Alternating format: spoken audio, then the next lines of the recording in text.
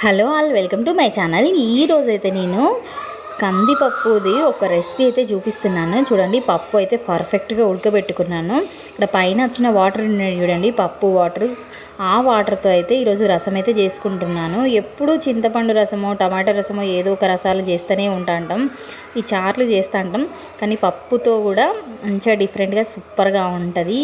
ఈ రెసిపీ వచ్చేసి నాకైతే మా పెద్ద మా బావ అయితే చేస్తే చూసిన నేను అసలు టేస్ట్ అప్పటి నుండి నేను ఫుల్ ఫిదా. అసలు ఇంట్లో ఎప్పుడైనా చేయాలని అంటే నాకైతే మంచిగా అనిపిస్తూ ఉంటుంది. పిల్లల కోసం అప్పుడప్పుడు ఇట్లా చేసి పెడితే బెటర్ కదా అని చెప్పి. ఎందుకంటే సేమ్ కందిపప్పులో ఎన్ని ప్రోటీన్స్ ఉంటాయంటే సేమ్ ఆ పప్పు నుండి వచ్చిన వాటర్లో కూడా సేమ్ అంతే కదా.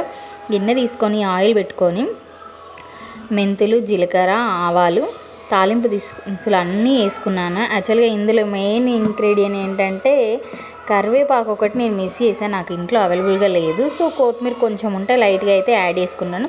రుచికి సరిపడా ఉప్పు, పసుపు అయితే యాడ్ చేసి మంచిగా ఒక గుప్పెడు వెల్లుల్లి అండ్ ఉల్లి రెండు యాడ్ చేస్తున్నాను. మంచి ఫ్లేవర్ ఉంటుంది. ఎప్పుడు పప్పుచారులో చింతపండు చారు కాకుండా ఇట్లా ట్రై చేయండి. సూపర్ అంటే సూపర్గా ఉంటుంది టేస్ట్.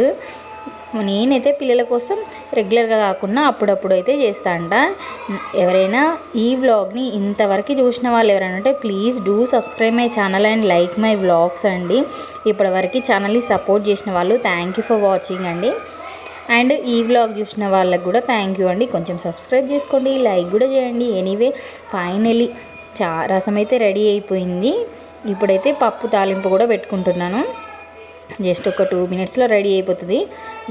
వేడిగా పప్పు అయితే రెడీ అయిపోయింది. నేను ఫస్టే చెప్పా కరివేపాకు అయితే మిస్ అయిపోయిందని. ఈ పప్పు అండ్ రసం వేసుకుని తింటే టేస్ట్ మాత్రం వేడి అన్నంలోకి కమ్మని పప్పు